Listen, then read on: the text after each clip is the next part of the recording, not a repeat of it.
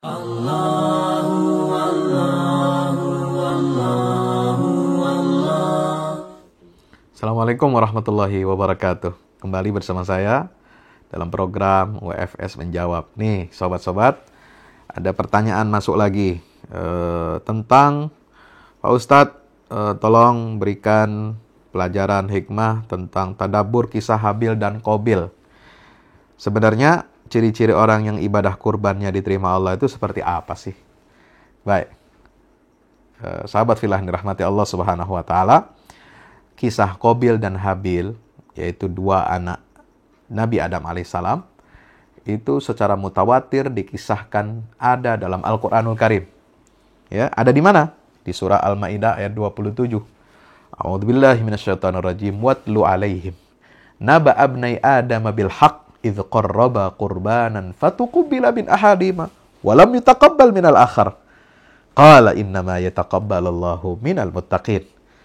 Ya, Nabi Muhammad diperintahkan Allah, wahai Muhammad, beritakanlah, bacakanlah ya kepada mereka Bani Israel dan umatmu, umat Rasulullah SAW di akhir zaman ini, berita tentang dua putra dari Nabi Adam alaihissalam yang disebut namanya itu adalah Qabil dan Habil. Ini riwayat yang mutawatir. Ya, ketika bagaimana kisah dua putra Adam ini yang namanya Qabil dan Habil? Ketika kedua mereka ini menyembahkan kurban, ya, persembahan, pengorbanan, pendekatan diri kepada Allah Subhanahu wa Ta'ala. Fatuqubbila min ahadihima. Yang satu diterima kurbannya, ya. Yang satu lagi tidak diterima, walam yutaqabbal minal akhar. Qala innama yataqabbalullahu minal muttaqin. Hamba yang diterima kurbannya ini mengatakan, Allah hanya menerima kurban dari orang-orang yang bertakwa. Subhanallah. Apa pelajarannya? Ya.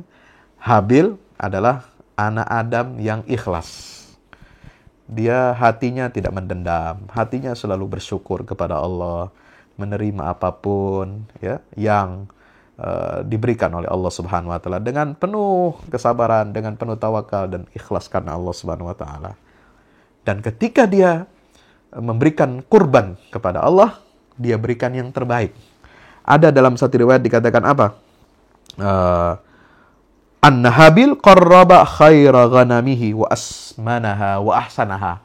Habil dia berkurban dengan domba yang dia miliki, yang terbaik, ya, yang paling gemuk, ya, dan paling baik kualitasnya.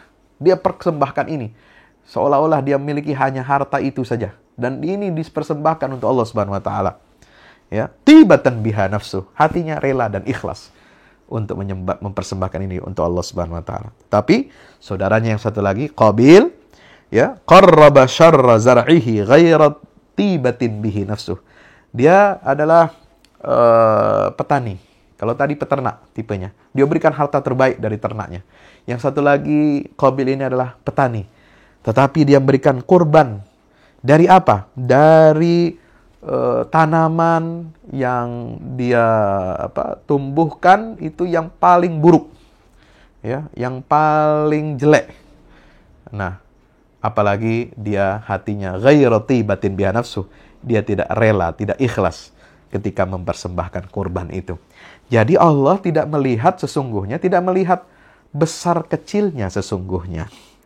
Ya, yang satu hewan ternak, yang satu petani, ya, mempersembahkan hasil pertaniannya.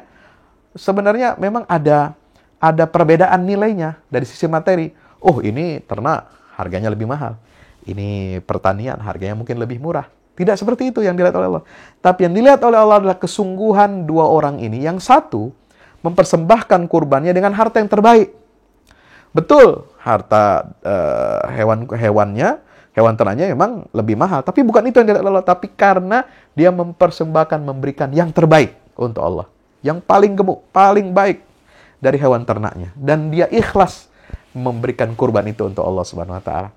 Tapi yang satu, dia petani. Dia bisa saja dia memberikan harta pertaniannya yang terbaik, kualitas yang terbaik, dan banyak, ya, tidak kalah dari saudaranya, bisa.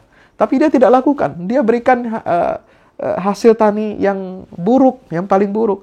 Dan dia melakukannya tidak ikhlas karena Allah Subhanahu wa taala, Masya Allah.